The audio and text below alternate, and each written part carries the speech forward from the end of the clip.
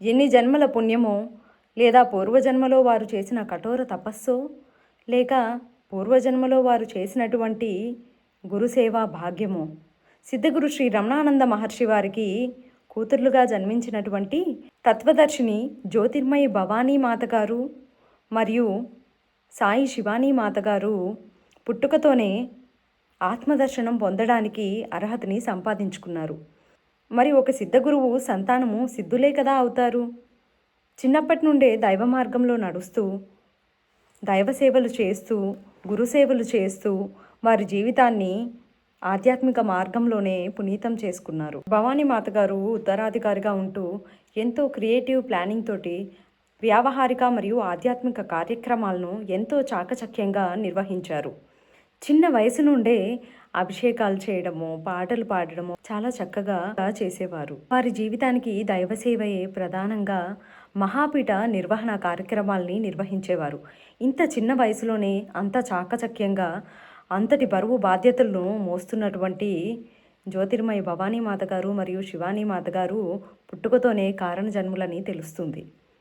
దైవ కార్యం కోసమే వారు జన్మించారని ఇక్కడే మనకి సుస్పష్టంగా అర్థమవుతుంది. అన్ని కార్యక్రమాలని చక్కగా డిజైన్ చేయడమే కాకుండా విగ్రహమూర్తుల అలంకరణలో కానీ, మహర్షి వారు నిర్వహించేటువంటి అనేక ఆధ్యాత్మిక కార్యక్రమాల డిజైనింగ్లో కానీ ఎంతో చేయుతుగా నిలుస్తూ ఎంతో క్రియేటివ్ ప్లానింగ్తో భవానీ మాత గారు మరియు శివానీ మాత గారు నిర్వహిస్తూ ఉంటారు. మహర్షి వారి శిష్యులు ఎంతోమంది ఆత్మదర్శనం పొందారు. మనం అందరం రీసెంట్గా చూసినటువంటి భాస్కర్ శర్మ గారు సమాధిలోకి పంపించడానికి సభాముఖంగా మహర్షి వారే వారి భార్యని అడిగారు.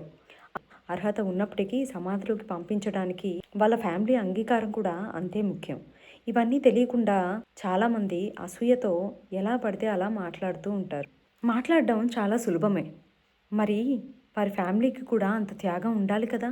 ఒక ఫ్యామిలీ మెంబరు సమాధిలోకి వెళ్తున్నారు అంటే వాళ్ళు ఇంకా మళ్ళీ ఎప్పుడు తిరిగి సమాధి నుండి బయటకు వస్తారు అనేది వాళ్ళకి క్లారిటీ లేకుండా వాళ్ళు అలా ఒక ఫ్యామిలీలో ఉండే ఒక పర్సన్ని వదులుకోగలరా? అంత త్యాగం ఉంటుందా?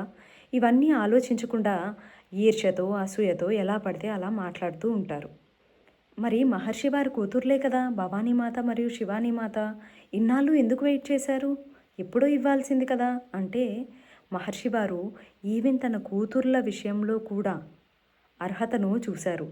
ఇన్నేళ్ళు ఆల్మోస్ట్ 22 ఇయర్స్ వాళ్ళతో గురుసేవ చేయించి ఇన్ని సంవత్సరాల గురుసేవకు ఫలితంగా, వాళ్ళ కష్టానికి ఫలితంగా దైవ నిర్ణయం ఉంది కాబట్టి మహర్షి వారు ఇప్పుడు భవానీ మాత మరియు శివానీ మాత వారికి ఆత్మదర్శనాన్ని ప్రసాదించారు.